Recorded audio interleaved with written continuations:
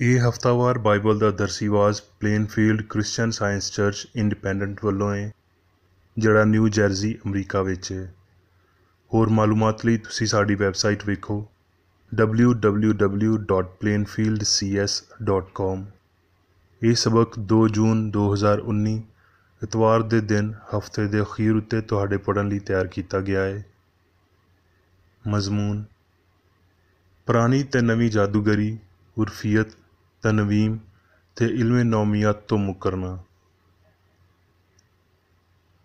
ਸੁਨਹਿਰੀ ਮਤਨ। ਜ਼ਬੂਰ: ਰੱਬ ਤੈਨੂੰ ਹਰ ਬੁਲਾ ਤੋਂ ਬਚਾ ਕੇ ਰੱਖੇਗਾ। ਜਵਾਬੀ ਪੜ੍ਹਾਈ। ਜ਼ਬੂਰ: ਰੱਬ ਹੁਕਮ ਕਰਦਾ ਏ, ਧਰਤੀ ਖੁਸ਼ ਹੋਵੇ, ਅਸਮਾਨ ਉਹਦੀ ਸੱਚਾਈ ਜ਼ਾਹਰ ਕਰਦਾ ਏ, ਸਾਰੀਆਂ ਕੌਮਾਂ ਨੇ ਉਹਦਾ ਜਲਾਲ ਵੇਖਿਆ ਏ। ਖੋਦੀਆਂ ਹੋਈਆਂ ਮੂਰਤਾਂ ਨੂੰ ਸਾਰੇ ਪੂਜਣ ਵਾਲੇ, ਜਿਹੜੇ ਬੁੱਤਾਂ ਉੱਤੇ ਫਖਰ ਕਰਦੇ ਨੇ, ਸ਼ਰਮਿੰਦਾ ਹੋਵਨ। ਐ ਮਾਬੂਦ, ਸਾਰੇ ਉਹਨੂੰ ਸਜਦਾ ਕਰੋ, ਕਿਉਂ ਜੇ ਐ ਰੱਬਾ, ਤੂੰ ਸਾਰੀ ਧਰਤੀ ਤੋਂ ਉੱਚਾ ਹੈ ਤੇ ਸਾਰੇ ਮਾਬੂਦਾਂ ਤੋਂ ਵੱਡਾ ਹੈ। ਐ ਰੱਬ ਨਾਲ ਪਿਆਰ ਕਰਨ ਵਾਲਿਓ, ਬਦੀ ਤੋਂ ਨਫ਼ਰਤ ਕਰੋ। ਉਹ ਆਪਣੇ ਪਿਆਰਿਆਂ ਦੀਆਂ ਜਾਨਾਂ ਨੂੰ ਮਹਿਫੂਜ਼ ਰੱਖਦਾ ਏ। ਉਹ ਉਹਨਾਂ ਨੂੰ ਸ਼ਰੀਰਾਂ ਦੇ ਹੱਥਾਂ ਤੋਂ ਛੁਡਾਉਂਦਾ ਏ। ਸਾਦਕਾਂ ਲਈ ਨੂਰ ਬੋਇਆ ਗਿਆ ਏ ਤੇ ਨੇਕ ਦਿਲਾਂ ਲਈ ਖੁਸ਼ੀ। ਐ ਸਾਦਕੋ, ਰੱਬ ਵਿੱਚ ਖੁਸ਼ ਰਵੋ ਤੇ ਉਹਦੇ ਪਾਕ ਨਾਂ ਦਾ ਸ਼ੁਕਰ ਕਰੋ। ਦਰਸੀਵਾਜ਼ ਬਾਈਬਲ ਵਿੱਚੋਂ। ਜ਼ਬੂਰ: ਉਹ ਕਿਹੜਾ ਬੰਦਾ ਏ ਜਿਹੜਾ ਹਯਾਤੀ ਦੀ ਤਾਂਘ ਰੱਖਦਾ ਏ ਤੇ ਵੱਡੀ ਉਮਰ ਚਾਹੁੰਦਾ ਏ ਤਾਂ ਜੋ ਭਲਾਈ ਵੇਖੇ। ਆਪਣੀ ਜ਼ੁਬਾਨ ਨੂੰ ਬਦੀ ਤੋਂ ਬਾਜ਼ ਰੱਖ ਤੇ ਆਪਣੇ ਬੁੱਲ੍ਹਾਂ ਨੂੰ ਧੋਖੇ ਵਾਲੀ ਗੱਲ ਤੋਂ। ਬੁਰਾਈ ਨੂੰ ਛੱਡ ਤੇ ਨੇਕੀ ਕਰ, ਸੁਲ੍ਹਾ ਦਾ ਤਾਲਬ ਹੋ ਤੇ ਉਹਦੇ ਮਗਰ ਟੁਰ। ਰੱਬ ਦੀ ਨਜ਼ਰ ਸਾਦਕਾਂ ਉੱਤੇ ਹੈ ਤੇ ਉਹਦੇ ਕੰਨ ਉਹਦੀ ਮਿੰਨਤ ਵੱਲ ਲੱਗੇ ਰਹਿੰਦੇ ਨੇ। ਤਵਾਰੀਖ: ਮਨੱਸੀ 12 ਵਰ੍ਹਿਆਂ ਦਾ ਸੀ ਜਦੋਂ ਉਹ ਹਕੂਮਤ ਕਰਨ ਲੱਗਿਆ ਤੇ ਉਹਨੇ ਯਰੂਸ਼ਲਮ ਵਿੱਚ 55 ਵਰ੍ਹੇ ਤੀਕਰ ਹਕੂਮਤ ਕੀਤੀ। ਤੇ ਉਹਨੇ ਉਹਨਾਂ ਕੌਮਾਂ ਦੇ ਨਫ਼ਰਤ ਵਾਲੇ ਕੰਮਾਂ ਦੇ ਮੁਤਾਬਿਕ, ਜਿਨ੍ਹਾਂ ਨੂੰ ਰੱਬ ਨੇ ਬਨੀ ਇਸਰਾਈਲ ਦੇ ਅੱਗੋਂ ਦਫਾ ਕੀਤਾ ਸੀ, ਉਹੀ ਕੀਤਾ ਜੋ ਰੱਬ ਦੀ ਨਜ਼ਰ ਵਿੱਚ ਭੈੜਾ ਸੀ। ਕਿਉਂ ਜੇ ਉਹਨੇ ਉਹਨਾਂ ਉੱਚੇ ਥਾਵਾਂ ਨੂੰ, ਜਿਨ੍ਹਾਂ ਨੂੰ ਉਹਦੇ ਪਿਓ ਹਜ਼ੂਈਆ ਨੇ ਢਾਹ ਦਿੱਤਾ ਸੀ, ਫੇਰ ਬਣਾਇਆ ਤੇ ਬਾਲੀਮ ਲਈ ਮਜ਼ਬੇ ਬਣਾਏ ਤੇ ਯਸੀਰਤਾਂ ਤਿਆਰ ਕੀਤੀਆਂ ਤੇ ਸਾਰੇ ਅਸਮਾਨੀ ਲਸ਼ਕਰ ਨੂੰ ਸਜਦਾ ਕੀਤਾ ਤੇ ਉਹਨਾਂ ਦੀ ਪ੍ਰਸਤਿਸ਼ ਕੀਤੀ। ਤੇ ਉਹਨੇ ਬਿਨ ਹਨੂਮ ਦੀ ਵਾਦੀ ਵਿੱਚ ਆਪਣੇ ਪੁੱਤਰਾਂ ਨੂੰ ਵੀ ਅੱਗ ਵਿੱਚ ਚਲਵਾਇਆ ਤੇ ਉਹ ਸ਼ਗੂਨ ਮੰਨਦਾ ਤੇ ਜਾਦੂ ਤੇ ਅਫਸੂਨ ਕਰਦਾ ਤੇ ਬਦਰੂਆਂ ਦੇ ਮੰਨਣ ਵਾਲਿਆਂ ਤੇ ਜਾਦੂਗਰਾਂ ਨਾਲ ਤਾਲੁਕ ਰੱਖਦਾ ਸੀ। ਉਹਨੇ ਰੱਬ ਦੀ ਨਜ਼ਰ ਵਿੱਚ ਬਹੁਤ ਬਦੀ ਕੀਤੀ, ਜਿਹਦੇ ਨਾਲ ਉਹਨੂੰ ਗੁੱਸਾ ਦਿਲਵਾਇਆ। ਤੇ ਜਿਹੜੀ ਖੋਦੀ ਹੋਈ ਮੂਰਤ ਉਹਨੇ ਬਣਵਾਈ ਸੀ, ਉਹਨੂੰ ਰੱਬ ਦੇ ਘਰ ਵਿੱਚ ਨਸਬ ਕੀਤਾ, ਜਿਹਦੇ ਬਾਰੇ ਰੱਬ ਨੇ ਦਾਊਦ ਤੇ ਉਹਦੇ ਪੁੱਤਰ ਸੁਲੇਮਾਨ ਨੂੰ ਆਖਿਆ ਸੀ ਭਈ ਐਸ ਘਰ ਵਿੱਚ, ਯਰੂਸ਼ਲਮ ਵਿੱਚ, ਜਿਹਨੂੰ ਮੈਂ ਬਨੀ ਇਸਰਾਈਲ ਦੇ ਸਾਰੇ ਕਬੀਲਿਆਂ ਵਿੱਚ ਚੁਣ ਲਿਆ ਏ, ਆਪਣਾ ਨਾਂ ਹਮੇਸ਼ਾ ਲਈ ਰੱਖਾਂਗਾ। ਤੇ ਮੈਂ ਬਨੀ ਇਸਰਾਈਲ ਦੇ ਪੈਰ ਨੂੰ ਉਸ ਧਰਤੀ ਤੋਂ, ਜਿਹੜੀ ਮੈਂ ਉਹਨਾਂ ਦੇ ਪਿਓ ਦਾਦੇ ਨੂੰ ਦਿੱਤੀ ਸੀ, ਫਿਰ ਕਦੀ ਨਾ ਹਟਾਵਾਂਗਾ। ਪਰ ਸ਼ਰਤ ਏ ਭਈ ਉਹ ਇਹਨਾਂ ਗੱਲਾਂ ਨੂੰ ਜਿਹੜੀਆਂ ਮੈਂ ਉਹਨਾਂ ਨੂੰ ਆਖੀਆਂ, ਯਾਨੀ ਉਸ ਸਾਰੀ ਸ਼ਰੀਅਤ ਤੇ ਆਇਨ ਤੇ ਹੁਕਮਾਂ ਨੂੰ ਜਿਹੜੇ ਮੂਸਾ ਦੇ ਰਾਹੀਂ ਮਿਲੇ, ਮੰਨਣ ਦੀ ਇਹਤਿਆਤ ਕਰਨ। ਤੇ ਮਨੱਸੀ ਨੇ ਯਹੂਦਾ ਤੇ ਯਰੂਸ਼ਲਮ ਦੇ ਲੋਕਾਂ ਨੂੰ ਇੱਥੇ ਤੀਕਰ ਵਰਗਲਾਇਆ ਵੀ ਉਹਨਾਂ ਨੇ ਉਹਨਾਂ ਕੌਮਾਂ ਤੋਂ ਵੀ ਬਹੁਤੀ ਬਦੀ ਕੀਤੀ, ਜਿਨ੍ਹਾਂ ਨੂੰ ਰੱਬ ਨੇ ਬਨੀ ਇਸਰਾਈਲ ਦੇ ਸਾਹਮਣੇ ਮਾਰਿਆ ਸੀ। ਤੇ ਰੱਬ ਨੇ ਮਨੱਸੀ ਤੇ ਉਹਦੇ ਲੋਕਾਂ ਨਾਲ ਗੱਲ ਕੀਤੀ, ਪਰ ਉਹਨਾਂ ਨੇ ਕੋਈ ਤਵੱਜੋ ਨਾ ਦਿੱਤੀ। ਇਸ ਲਈ ਰੱਬ ਉਹਨਾਂ ਉੱਤੇ ਅਸੂਰ ਦੇ ਬਾਦਸ਼ਾਹ ਦੇ ਸਿਪਾਹ ਸਲਾਰਾਂ ਨੂੰ ਚੜ੍ਹਾ ਲਿਆਇਆ, ਜਿਹੜੇ ਮਨੱਸੀ ਨੂੰ ਜ਼ੰਜੀਰਾਂ ਵਿੱਚ ਬੰਨ੍ਹ ਕੇ ਤੇ ਬੇੜੀਆਂ ਬਾਲ ਕੇ ਬਾਬਲ ਨੂੰ ਲੈ ਗਏ। ਜਦੋਂ ਉਹ ਮੁਸੀਬਤ ਵਿੱਚ ਪਿਆ ਤੇ ਉਹਨੇ ਖੁਦਾਵੰਦ ਆਪਣੇ ਰੱਬ ਤੋਂ ਮਿੰਨਤ ਕੀਤੀ ਤੇ ਆਪਣੇ ਪਿਓ ਦਾਦੇ ਦੇ ਰੱਬ ਦੇ ਸਾਹਮਣੇ ਬਹੁਤ ਆਜਜ਼ ਬਣਿਆ ਤੇ ਉਹਨੇ ਉਹਦੇ ਤੋਂ ਦੁਆ ਕੀਤੀ। ਫਿਰ ਉਹਨੇ ਉਹਦੀ ਦੁਆ ਮੰਨ ਕੇ ਉਹਦੀ ਮਿੰਨਤ ਸੁਣੀ ਤੇ ਉਹਨੂੰ ਉਹਦੇ ਮੁਲਕ ਯਰੂਸ਼ਲਮ ਵਿੱਚ ਪਰਤ ਕੇ ਲਿਆਇਆ। ਫਿਰ ਮਨੱਸੀ ਨੇ ਜਾਣ ਲਿਆ ਭਈ ਖੁਦਾਵੰਦ ਦੀ ਰੱਬ ਏ, ਤੇ ਉਹਨੇ ਗੈਰ ਮਬੂਦਾਂ ਨੂੰ ਤੇ ਰੱਬ ਦੇ ਘਰ ਵਿੱਚੋਂ ਉਸ ਮੂਰਤ ਨੂੰ ਤੇ ਸਾਰੇ ਮਜ਼ਬਿਆਂ ਨੂੰ, ਜਿਹੜੇ ਉਹਨੇ ਰੱਬ ਦੇ ਘਰ ਦੇ ਪਹਾੜ ਉੱਤੇ ਤੇ ਯਰੂਸ਼ਲਮ ਵਿੱਚ ਬਣਵਾਏ ਸੀ, ਦੂਰ ਕੀਤਾ ਤੇ ਉਹਨਾਂ ਨੂੰ ਸ਼ਹਿਰੋਂ ਬਾਹਰ ਸੁੱਟ ਦਿੱਤਾ। ਤੇ ਉਹਨੇ ਰੱਬ ਦੇ ਮਜ਼ਬੇ ਦੀ ਮੁਰੰਮਤ ਕੀਤੀ ਤੇ ਉਹਦੇ ਉੱਤੇ ਸਲਾਮਤੀ ਤੇ ਜ਼ਬੀਹਾਂ ਦੀ ਤੇ ਸ਼ੁਕਰਗੁਜ਼ਾਰੀ ਦੀਆਂ ਕੁਰਬਾਨੀਆਂ ਚੜ੍ਹਾਈਆਂ ਤੇ ਯਹੂਦਾ ਨੂੰ ਖੁਦਾਵੰਦ ਆਪਣੇ ਰੱਬ ਦੀ ਇਬਾਦਤ ਦਾ ਹੁਕਮ ਦਿੱਤਾ। ਤਵਾਰੀਖ। ਤਦ ਫਿਰ ਜੇ ਮੇਰੇ ਲੋਕ ਜਿਹੜੇ ਮੇਰੇ ਨਾਂ ਤੋਂ ਅਖਵਾਉਂਦੇ ਨੇ ਆਜਿਜ਼ ਬਣ ਕੇ ਦੁਆ ਕਰਨ ਤੇ ਮੈਨੂੰ ਵੇਖਣ ਦੇ ਤਾਲਬ ਹੋਣ ਤੇ ਆਪਣੀਆਂ ਬੁਰਾਈਆਂ ਤੋਂ ਫਿਰਨ ਤੇ ਮੈਂ ਅਸਮਾਨ ਉੱਤੋਂ ਸੁਣ ਕੇ ਉਹਨਾਂ ਦਾ ਪਾਪ ਮਾਫ਼ ਕਰਾਂ ਤੇ ਉਹਨਾਂ ਦੇ ਮੁਲਕ ਨੂੰ ਬਹਾਲ ਕਰਾਂਗਾ। ਯਰਮੀਆ। ਕਿਉਂਕਿ ਫੌਜਾਂ ਦਾ ਰੱਬ ਇਸਰਾਈਲ ਦਾ ਰੱਬ ਇੰਝ ਆਖਦਾ ਏ ਭਈ ਉਹ ਨਬੀ ਜਿਹੜੇ ਤੁਹਾਡੇ ਵਿਚਕਾਏ ਨੇ ਤੇ ਤੁਹਾਡੇ ਗੈਬਦਾਨ ਤੁਹਾਨੂੰ ਗੁੰਮਰਾਹ ਨਾ ਕਰਨ ਤੇ ਆਪਣੇ ਸੁਪਨੇ ਵੇਖਣ ਵਾਲਿਆਂ ਨੂੰ ਜਿਹੜੇ ਤੁਹਾਡੇ ਹੀ ਆਖਣ ਤੇ ਸੁਪਨੇ ਵੇਖਦੇ ਨੇ ਨਾ ਮੰਨੋ। ਕਿਉਂ ਜੇ ਉਹ ਮੇਰਾ ਨਾਂ ਲੈ ਕੇ ਤੁਹਾਡੇ ਨਾਲ ਝੂਠੀ ਨਬੂਵਤ ਕਰਦੇ ਨੇ ਮੈਂ ਉਹਨਾਂ ਨੂੰ ਨਹੀਂ ਘੱਲਿਆ, ਰੱਬ ਆਖਦਾ ਏ। ਕਿਉਂ ਜੇ ਮੈਂ ਤੁਹਾਡੇ ਹੱਕ ਵਿੱਚ ਆਪਣੇ ਖਿਆਲਾਂ ਨੂੰ ਜਾਣਦਾ ਹਾਂ, ਰੱਬ ਆਖਦਾ ਏ, ਯਾਨੀ ਸਲਾਮਤੀ ਦੇ ਖਿਆਲਾਂ ਨੂੰ, ਬੁਰਾਈ ਦੇ ਨਹੀਂ, ਤਾਂ ਜੋ ਮੈਂ ਤੁਹਾਨੂੰ ਚੰਗੀ ਅਖੀਰ ਦੀ ਉਮੀਦ ਦੇਵਾਂ। ਫਿਰ ਤੁਸੀਂ ਮੇਰਾ ਨਾਂ ਲਵੋਗੇ ਤੇ ਮੈਥੋਂ ਦੁਆ ਕਰੋਗੇ ਤੇ ਮੈਂ ਤੁਹਾਡੀ ਸੁਣਾਂਗਾ ਤੇ ਤੁਸੀਂ ਮੈਨੂੰ ਲੱਭੋਗੇ ਤੇ ਮੈਨੂੰ ਪਾਓਗੇ ਜਦੋਂ ਪੂਰੇ ਦਿਲ ਨਾਲ ਮੇਰੇ ਤਾਲਬ ਹੋਵੋਗੇ। ਯੂਹੰਨਾ। ਯਿਸੂ ਨੇ ਇਹ ਗੱਲਾਂ ਆਖੀਆਂ ਤੇ ਆਪਣੀਆਂ ਅੱਖੀਆਂ ਅਸਮਾਨ ਵੱਲ ਚੁੱਕ ਕੇ ਆਖਿਆ, ਐ ਬਾਪ, ਉਹ ਘੜੀ ਆ ਗਈ ਏ, ਆਪਣੇ ਪੁੱਤਰ ਦਾ ਜਲਾਲ ਜ਼ਾਹਿਰ ਕਰ ਤਾਂ ਜੋ ਪੁੱਤਰ ਤੇਰਾ ਜਲਾਲ ਜ਼ਾਹਿਰ ਕਰੇ। ਇਸ ਲਈ ਤੂੰ ਉਹਨੂੰ ਹਰ ਬੰਦੇ ਉੱਤੇ ਇਖਤਿਆਰ ਦਿੱਤਾ ਏ, ਜਿਨ੍ਹਾਂ ਨੂੰ ਤੂੰ ਉਹਨੂੰ ਦੇ ਦਿੱਤਾ ਏ ਉਹਨਾਂ ਸਾਰਿਆਂ ਨੂੰ ਹਮੇਸ਼ਾ ਦੀ ਹਯਾਤੀ ਦੇ। ਤੇ ਹਮੇਸ਼ਾ ਦੀ ਹਯਾਤੀ ਇਹ ਹੈ ਭਈ ਉਹ ਤੈਨੂੰ ਇਕੱਲੇ ਤੇ ਸੱਚੇ ਰੱਬ ਨੂੰ ਤੇ ਯਿਸੂ ਮਸੀਹ ਨੂੰ ਜਿਹਨੂੰ ਤੂੰ ਘੱਲਿਆ ਏ ਜਾਣਨ। ਜਿਹੜਾ ਕੰਮ ਤੂੰ ਮੈਨੂੰ ਕਰਨ ਨੂੰ ਦਿੱਤਾ ਸੀ ਉਹਨੂੰ ਪੂਰਾ ਕਰਕੇ ਮੈਂ ਧਰਤੀ ਉੱਤੇ ਤੇਰਾ ਜਲਾਲ ਜ਼ਾਹਿਰ ਕੀਤਾ। ਮੈਂ ਤੇਰੇ ਨਾਂ ਨੂੰ ਉਹਨਾਂ ਬੰਦਿਆਂ ਉੱਤੇ ਜ਼ਾਹਿਰ ਕੀਤਾ ਜਿਨ੍ਹਾਂ ਨੂੰ ਤੂੰ ਜੱਗ ਵਿੱਚੋਂ ਮੈਨੂੰ ਦਿੱਤਾ। ਉਹ ਤੇਰੇ ਸੀ ਤੇ ਤੂੰ ਉਹਨਾਂ ਨੂੰ ਮੈਨੂੰ ਦਿੱਤਾ ਤੇ ਉਹਨਾਂ ਨੇ ਤੇਰੇ ਕਲਾਮ ਉੱਤੇ ਅਮਲ ਕੀਤਾ। ਹੁਣ ਉਹ ਜਾਣ ਗਏ ਭਈ ਜੋ ਕੁਝ ਤੂੰ ਮੈਨੂੰ ਦਿੱਤਾ ਉਹ ਸਭ ਕੁਝ ਤੇਰੇ ਵੱਲੋਂ ਹੀ ਹੈ। ਕਿਉਂ ਜੇ ਜਿਹੜਾ ਕਲਾਮ ਤੂੰ ਮੈਨੂੰ ਅਪੜਾਇਆ ਉਹ ਮੈਂ ਉਹਨਾਂ ਨੂੰ ਅਪੜਾ ਦਿੱਤਾ ਤੇ ਉਹਨਾਂ ਨੇ ਉਹਨੂੰ ਮੰਨ ਲਿਆ ਤੇ ਸੱਚ ਮੰਨ ਲਿਆ ਭਈ ਮੈਂ ਤੇਰੇ ਵੱਲੋਂ ਨਿਕਲਿਆ ਹਾਂ ਤੇ ਉਹ ਈਮਾਨ ਲਿਆਏ ਭਈ ਤੂੰ ਹੀ ਮੈਨੂੰ ਘੱਲਿਆ ਏ। ਮੈਂ ਉਹਨਾਂ ਲਈ ਮਿੰਨਤ ਕਰਦਾ ਹਾਂ, ਮੈਂ ਜੱਗ ਲਈ ਮਿੰਨਤ ਨਹੀਂ ਕਰਦਾ ਬਲਕਿ ਉਹਨਾਂ ਲਈ ਜਿਨ੍ਹਾਂ ਨੂੰ ਤੂੰ ਮੈਨੂੰ ਦਿੱਤਾ ਏ, ਕਿਉਂ ਜੇ ਉਹ ਤੇਰੇ ਨੇ। ਅੱਗੇ ਤੋਂ ਮੈਂ ਜੱਗ ਵਿੱਚ ਨਹੀਂ ਹੋਵਾਂਗਾ ਪਰ ਇਹ ਜੱਗ ਵਿੱਚ ਨੇ ਤੇ ਮੈਂ ਤੇਰੇ ਕੋਲ ਆਉਣਾ ਹਾਂ। ਐ ਕਦੂਸ ਬਾਪ, ਆਪਣੇ ਉਸ ਨਾਂ ਦੇ ਰਾਹੀਂ ਜਿਹੜਾ ਤੂੰ ਮੈਨੂੰ ਦਿੱਤਾ ਏ ਉਹਨਾਂ ਦੀ ਹਿਫਾਜ਼ਤ ਕਰ ਤਾਂ ਜੋ ਉਹ ਸਾਡੇ ਵਾਂਗਰ ਇੱਕ ਹੋਣ। ਮੈਂ ਤੇਰਾ ਕਲਾਮ ਉਹਨਾਂ ਤੀਕਰ ਅਪੜਾ ਦਿੱਤਾ ਤੇ ਜੱਗ ਨੇ ਉਹਨਾਂ ਤੋਂ ਵੈਰ ਰੱਖਿਆ, ਇਸ ਲਈ ਵੀ ਜਿਵੇਂ ਮੈਂ ਜੱਗਦਾ ਨਹੀਂ ਉਹ ਵੀ ਜੱਗਦੇ ਨਹੀਂ। ਮੈਂ ਇਹ ਮਿੰਨਤ ਨਹੀਂ ਕਰਦਾ ਭਈ ਤੂੰ ਉਹਨਾਂ ਨੂੰ ਜੱਗ ਵਿੱਚੋਂ ਚੁੱਕ ਲੈ, ਬਲਕਿ ਇਹ ਭਈ ਇਸ ਸਰੀਰ ਤੋਂ ਉਹਨਾਂ ਦੀ ਹਿਫਾਜ਼ਤ ਕਰ, ਉਹਨਾਂ ਨੂੰ ਸੱਚਾਈ ਦੇ ਰਾਹੀਂ ਪਾਕ ਕਰ। ਤੇਰਾ ਕਲਾਮ ਸੱਚਾਈ ਏ।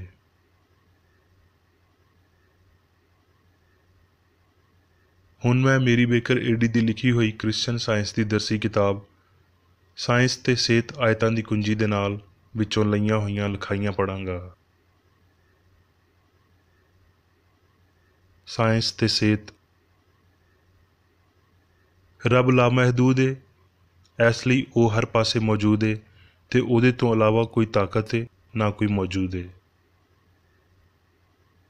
ਜਦੋਂ ਅਸੀਂ ਇਹ ਮੰਨ ਲੈਂਦੇ ਹਾਂ ਵੀ ਰੱਬ ਜਾਂ ਚੰਗਿਆਈ ਹਰ ਪਾਸੇ ਮੌਜੂਦ ਤੇ ਸਾਰੀ ਤਾਕਤ ਰੱਖਦਾ ਏ ਤੇ ਅਸੀਂ ਕਾਦਰ ਮੁਤਲਕ ਦੇ ਉੱਚੇ ਮਤਲਬ ਨੂੰ ਗਵਾ ਦਿੰਦੇ ਹਾਂ।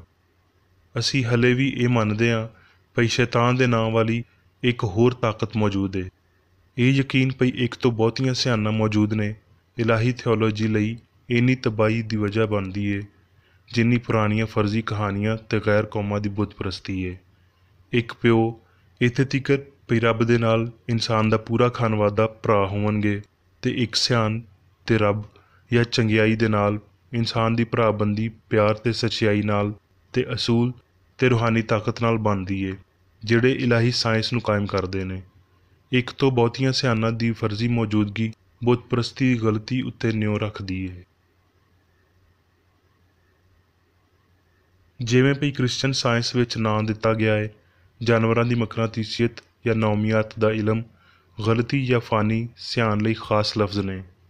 ਇਹ ਇੱਕ ਝੂਠਾ ਅਕੀਦਾ ਏ ਭਈ ਸਿਆਣ ਮਾਦੇ ਵਿੱਚ ਏ ਤੇ ਇਹ ਭਈ ਇਹ ਚੰਗਿਆਈ ਤੇ ਬੁਰਾਈ ਦੋਵੇਂ ਨੇ ਭਈ ਬੁਰਿਆਈ ਚੰਗਿਆਈ ਜਿੰਨੀ ਅਸਲੀ ਤੇ ਬਹੁਤੀ ਤਾਕਤ ਵਾਲੀ ਏ। ਇਸ ਅਕੀਦੇ ਵਿੱਚ ਸੱਚਾਈ ਦੀ ਇੱਕ ਵੀ ਖਾਸੀਅਤ ਨਹੀਂ ਏ। ਇਹ ਜਾਂ ਤੇ ਲਾਜ਼ਲਮ ਏ ਜਾਂ ਸੜਦੀ ਏ। ਨੌਮੀਆਤ ਦੀ ਸੜਨ ਵਾਲੀ ਸ਼ਕਲ ਇਖਲਾਕੀ ਬੁਰਾਈ ਉੱਤੇ ਨੀਂਹ ਰੱਖਦੀ ਏ। ਲਾਫਾਨੀ ਸਿਆਣ ਦੀਆਂ ਸੱਚਾਈਆਂ ਇਨਸਾਨ ਨੂੰ ਕਾਇਮ ਰੱਖਦੀਆਂ ਨੇ ਤੇ ਇਹ ਫਾਨੀ ਸਿਆਣ ਦੀਆਂ ਦਾਸਤਾਨਾਂ ਦਾ ਸਤਿਆਨਾਸ਼ ਕਰਦੀਆਂ ਨੇ, ਜਿਹਦੇ ਚਮਕੀਲੇ ਭੜਕੀਲੇ ਦਾਅਵੇ ਇੱਕ ਬੇਵਕੂਫ ਧਮੱਕੜ ਵਾਂਗਰ ਆਪਣੇ ਪਰ ਆਪ ਹੀ ਸਾੜ ਕੇ ਤੇ ਸਵਾਹ ਬਣ ਜਾਂਦੇ ਨੇ। ਜਾਨਵਰਾਂ ਦੀ ਮਕਨਾਤੀਸੀਅਤ ਦੀ ਕੋਈ ਨਿਊ ਨਹੀਂ ਏ, ਕਿਉਂ ਜੇ ਜੋ ਕੁਝ ਅਸਲੀ ਹਮਾਹੰਗ ਤੇ ਅਬਦੀ ਏ ਉਸ ਸਭ ਦੇ ਉੱਤੇ ਰੱਬ ਹਕੂਮਤ ਕਰਦਾ ਏ ਤੇ ਉਹਦੀ ਤਾਕਤ ਜਾਨਵਰਾਂ ਵਾਲੀ ਏ ਨਾ ਇਨਸਾਨਾਂ ਵਾਲੀ। ਸਾਇੰਸ ਵਿੱਚ ਜਾਨਵਰਾਂ ਵਾਲੀ ਮਕਨਾਤੀਸੀਅਤ ਤਨਵੀਮ ਜਾਂ ਨੌਮੀਆਤ ਦਾ ਇਲਮ ਬਸ ਇੱਕ ਇਨਕਾਰ ਏ, ਜਿਹੜਾ ਨਾ ਜ਼ਹਾਨਤ ਤਾਕਤ ਰੱਖਦਾ ਏ ਤੇ ਨਾ ਹੀ ਅਸਲੀਅਤ, ਤੇ ਇੱਕ ਲਿਹਾਜ਼ ਨਾਲ ਇਹ ਬਰਾਏ ਨਾਮ ਫਾਨੀ ਸਿਆਣ ਦਾ ਇੱਕ ਗੈਰ ਅਸਲੀ ਖਿਆਲ ਏ। ਪਰ ਇੱਥੇ ਰੂਹ ਦੀ ਇੱਕ ਅਸਲੀ ਦਿਲਕਸ਼ੀ ਏ। ਸੂਈ ਦੇ ਸਿਰੇ ਤੋਂ ਮੋਟੇ ਹਿੱਸੇ ਤਿੱਕਰ ਰੱਬ ਯਾਨੀ ਇਲਾਹੀ ਸਿਆਣ ਦੀ ਸਭ ਨੂੰ ਲਪੇਟਣ ਵਾਲੀ ਤਾਕਤ ਜਾਂ ਦਿਲਕਸ਼ੀ ਵੱਲ ਇਸ਼ਾਰਾ ਕਰਦੀ ਏ। ਸਾਡੇ ਉਸਤਾਦ ਨੇ ਆਪਣੇ ਚੇਲਿਆਂ ਨੂੰ ਇੱਕ ਛੋਟੀ ਜਿਹੀ ਦੁਆ ਸਿਖਾਈ, ਜਿਹਨੂੰ ਅਸੀਂ ਉਹਦੇ ਬਾਦੋਂ ਦੁਆਏ ਰਬਾਨੀ ਦਾ ਨਾਂ ਦਿੱਤਾ, ਸਾਨੂੰ ਬੁਰਾਈ ਤੋਂ ਬਚਾ। ਇਸ ਫਿਕਰੇ ਵਿੱਚ ਅਸਲ ਫਿਕਰਾ ਠੀਕ ਤੌਰ 'ਤੇ ਇੰਜ ਪੜ੍ਹਿਆ ਜਾਂਦਾ ਏ ਭਈ ਸਾਨੂੰ ਬੁਰੇ ਤੋਂ ਬਚਾ। ਇੰਜ ਪੜ੍ਹਨਾ ਇਸ ਮਿੰਨਤ ਦੇ ਬਾਰੇ ਸਾਡੀ ਸਾਇੰਸੀ ਸਿਆਣ ਨੂੰ ਮਜ਼ਬੂਤ ਕਰਦਾ ਏ, ਕਿਉਂ ਜੇ ਕ੍ਰਿਸਚਨ ਸਾਇੰਸ ਸਾਨੂੰ ਸਿਖਾਉਂਦੀ ਏ ਭਈ ਬਦ ਜਾਂ ਇੱਕ ਬਦੀ ਪਹਿਲੇ ਝੂਠ ਤੇ ਸਾਰੇ ਝੂਠਿਆਂ ਲਈ ਵਰਤੇ ਜਾਣ ਵਾਲੇ ਦੂਜੇ ਨਾਂ ਦੇ ਸਿਵਾ ਕੁਝ ਨਹੀਂ ਹੈ।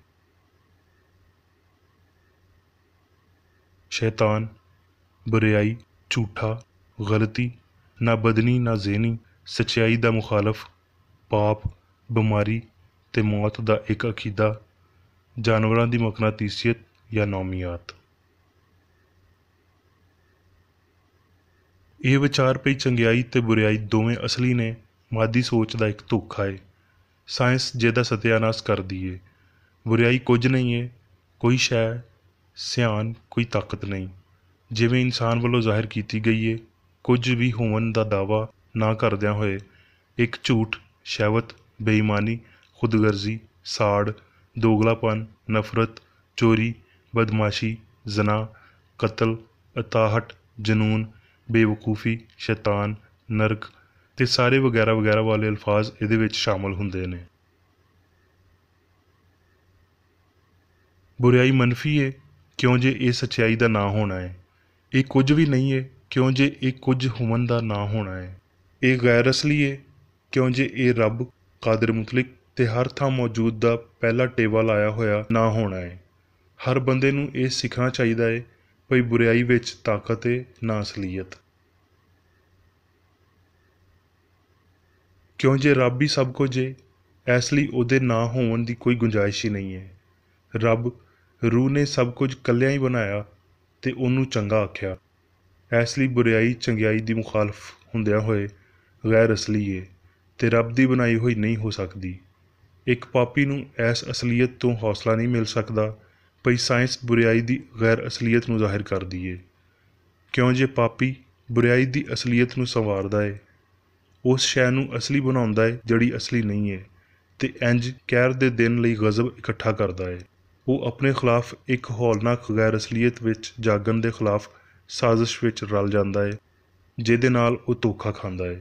ਬਸ ਉਹ ਲੋਕ ਜਿਹੜੇ ਪਾਪ ਤੋਂ ਤੋਬਾ ਕਰਦੇ ਤੇ ਗੈਰ ਅਸਲੀਅਤ ਨੂੰ ਤਰਕ ਕਰਦੇ ਨੇ, ਉਹ ਹੀ ਬੁਰਾਈ ਦੀ ਗੈਰ ਅਸਲੀਅਤ ਨੂੰ ਪੂਰੇ ਤੌਰ 'ਤੇ ਸਮਝ ਸਕਦੇ ਨੇ। ਕਿਉਂ ਜੇ ਸੱਚਾਈ ਲਾਮਤਨਾਹੀ ਏ, ਇਸ ਲਈ ਸੱਚਾਈ ਨੂੰ ਕੁਝ ਵੀ ਨਹੀਂ ਸਮਝਿਆ ਜਾਣਾ ਚਾਹੀਦਾ। ਕਿਉਂ ਜੇ ਸੱਚਾਈ ਚੰਗਿਆਈ ਵਿੱਚ ਕਾਦਰ ਮੁਤਲਕ ਏ ਤੇ ਗਲਤੀ ਜਿਹੜੀ ਸੱਚਾਈ ਦੀ ਮੁਖਾਲਫ ਏ ਉਹਦੇ ਵਿੱਚ ਕੋਈ ਤਾਕਤ ਨਹੀਂ ਏ। ਪਰ ਬੁਰਾਈ ਕੁਝ ਨਾ ਹੋਣ ਦੇ ਬਰਾਬਰ ਏ। ਬਹੁਤ ਵੱਡੀ ਗਲਤੀ ਬਹੁਤ ਉੱਚੀ ਚੰਗਿਆਈ ਦੀ ਜਾਲੀ ਮੁਖਾਲਫ ਏ। ਸਾਇੰਸ ਤੋਂ ਜੰਮਣ ਵਾਲਾ ਇਤਮਾਦ ਇਸ ਅਸਲੀਅਤ ਵਿੱਚ ਲੁਕਿਆ ਏ ਭਈ ਸੱਚਾਈ ਅਸਲੀ ਏ ਤੇ ਗਲਤੀ ਗੈਰ ਅਸਲੀ। ਗਲਤੀ ਸੱਚਾਈ ਦੇ ਸਾਹਮਣੇ ਡਰਪੋਕ ਏ। ਕ੍ਰਿਸਚਨ ਸਾਇੰਸਦਾਨ ਬੁਰਾਈ, ਬਿਮਾਰੀ ਤੇ ਮੌਤ ਨੂੰ ਮੁਕਾਉਣ ਵਾਲਿਆਂ ਦੀ ਫਹਿਰਿਸਤ ਵਿੱਚ ਸ਼ਾਮਲ ਏ ਤੇ ਉਹ ਆਪਣੇ ਕੁਝ ਨਾ ਹੋਣ ਤੇ ਰੱਬ ਜਾਂ ਚੰਗਿਆਈ ਦੇ ਕਾਦਰ ਹੋਵਨ ਨੂੰ ਸਮਝਣ ਨਾਲ ਇਹਨਾਂ ਉੱਤੇ ਕਾਬੂ ਪਾ ਸਕਦਾ ਏ। ਉਹਦੇ ਲਈ ਬਿਮਾਰੀ ਪਾਪ ਤੋਂ ਘੱਟ ਅਜ਼ਮਾਇਸ਼ ਨਹੀਂ ਹੈ। ਉਹ ਇਹਨਾਂ ਦੋਵਾਂ ਉੱਤੇ ਰੱਬ ਦੀ ਕੁਦਰਤ ਨੂੰ ਸਮਝਦਿਆਂ ਹੋਏ ਦੋਵਾਂ ਤੋਂ ਸ਼ਫਾ ਪਾਉਂਦਾ ਹੈ। ਕ੍ਰਿਸਚਨ ਸਾਇੰਸਦਾਨ ਇਹ ਜਾਣਦਾ ਹੈ ਭਈ ਉਹ ਗਲਤੀ ਵਾਲੇ ਅਕੀਦੇ ਨੇ ਜਿਨ੍ਹਾਂ ਦਾ ਸਤਿਆਨਾਸ਼ ਸੱਚਾਈ ਕਰ ਸਕਦੀ ਹੈ ਤੇ ਕਰੇਗੀ। ਇਸ ਪੀੜ੍ਹੀ ਨੂੰ ਜਿਹੜੀ ਕ੍ਰਿਸਚਨ ਸਾਇੰਸ ਦੀ ਅਦਾਲਤ ਵਿੱਚ ਬੈਠਦੀ ਏ, ਬਸ ਉਹਨਾਂ ਤਰੀਕਿਆਂ ਦੀ ਮਨਜ਼ੂਰੀ ਕਰਨ ਦਿਓ ਜਿਹੜੇ ਸੱਚਾਈ ਵਿੱਚ ਕਾਬਲੇ ਯਕੀਨ ਨੇ ਅਤੇ ਉਹਨਾਂ ਦੇ ਕੰਮਾਂ ਦੇ ਰਾਹੀਂ ਜਾਣੇ ਜਾਂਦੇ ਨੇ, ਅਤੇ ਦੂਜੇ ਸਾਰਿਆਂ ਦੀ ਦਰਜਾਬੰਦੀ ਕਰਨ ਦਿਓ ਜਿਵੇਂ ਮੁਕੱਦਸ ਪੌਲੁਸ ਨੇ ਗਲੀਤੀਓਂ ਦੇ ਨਾਂ ਆਪਣੇ ਵੱਡੇ ਖੱਤ ਵਿੱਚ ਕੀਤਾ ਜਦੋਂ ਉਹਨੇ ਇਹ ਲਿਖਿਆ, ਹੁਣ ਬਦਨ ਦੇ ਕੰਮ ਤੇ ਜ਼ਾਹਰ ਨੇ, ਯਾਨੀ ਹਰਾਮਕਾਰੀ, ਨਾਪਾਕੀ, ਸ਼ਹਿਵਤ ਪ੍ਰਸਤੀ, ਬੁੱਤ ਪ੍ਰਸਤੀ, ਜਾਦੂ ਟੂਣਾ, ਵੈਰ, ਝਗੜਾ, ਸਾੜ, ਗੁੱਸਾ, ਤਫਰਕਾ, ਜੁਦਾਈਆਂ, ਬਿਦਤਾਂ, ਬੁਗਜ਼, ਨਸ਼ਾਬਾਜ਼ੀ, ਨਾਚ ਗਾਣਾ ਅਤੇ ਹੋਰ ਇਹਨਾਂ ਵਰਗੀਆਂ। ਇਹਨਾਂ ਬਾਰੇ ਤੁਹਾਨੂੰ ਪਹਿਲਾਂ ਹੀ ਆਖ ਦੇਣਾ, ਜਿਵੇਂ ਪਹਿਲੇ ਵੀ ਦੱਸ ਚੁੱਕਿਆ ਵਾਂ, ਭਈ ਇੰਜ ਦੇ ਕੰਮ ਕਰਨ ਵਾਲੇ ਰੱਬ ਦੀ ਬਾਦਸ਼ਾਹੀ ਦੇ ਵਾਰਸ ਨਹੀਂ ਹੋਣਗੇ। ਪਰ ਰੂਹ ਦਾ ਫਲ ਪਿਆਰ, ਖੁਸ਼ੀ, ਇਤਮਾਨਾਨ, ਤਹੰਮਲ, ਮਿਹਰਬਾਨੀ, ਨੇਕੀ, ਇਮਾਨਦਾਰੀ, ਹਿਲਮ, ਪਰਹੇਜ਼ਗਾਰੀ ਹੈ। ਅਜਿਹੇ ਕੰਮਾਂ ਦੀ ਕੋਈ ਸ਼ਰੀਅਤ ਮੁਖਾਲਫ ਨਹੀਂ ਹੈ।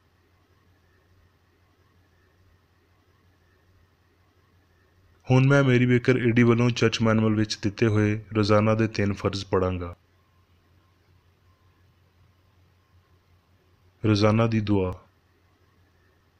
ਇਸ ਚਰਚ ਦੇ ਹਰ ਰੁਕਨ ਦਾ ਇਹ ਫਰਜ਼ ਹੈ ਭਈ ਹਰ ਰੋਜ਼ ਉਹ ਇਹ ਦੁਆ ਕਰੇ, ਤੇਰੀ ਬਾਦਸ਼ਾਹੀ ਆਵੇ, ਇਲਾਹੀ ਸੱਚਾਈ, ਹਯਾਤੀ ਅਤੇ ਪਿਆਰ ਦੀ ਸਲਤਨਤ ਮੇਰੇ ਅੰਦਰ ਕਾਇਮ ਹੋਵੇ ਅਤੇ ਸਾਰੇ ਪਾਪ ਮੈਥੋਂ ਨਿਕਲ ਜਾਣ ਅਤੇ ਤੇਰਾ ਕਲਾਮ ਸਾਰੇ ਇਨਸਾਨਾਂ ਦੇ ਪਿਆਰ ਨੂੰ ਵਧਾਵੇ ਅਤੇ ਉਹਨਾਂ ਉੱਤੇ ਹਕੂਮਤ ਕਰੇ।